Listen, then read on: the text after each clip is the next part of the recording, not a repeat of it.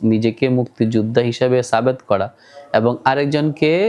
রাজাকার হিসেবে সাবেত করার যে পরিমাণ আলোচনা সংসদে হয়, এই পরিমাণ আলোচনা যদি বাংলাদেশ সংসদে অর্থনীতি নিয়ে, সমাজনীতি নিয়ে,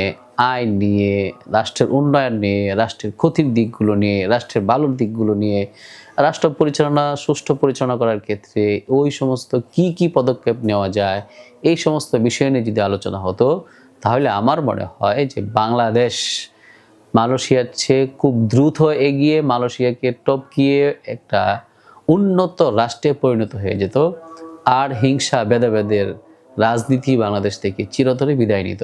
কিন্তু এই হিংসা বিদ্বেষের রাজনীতিটা, একে অপরকে ট্যাগ লাগানোর রাজনীতিটা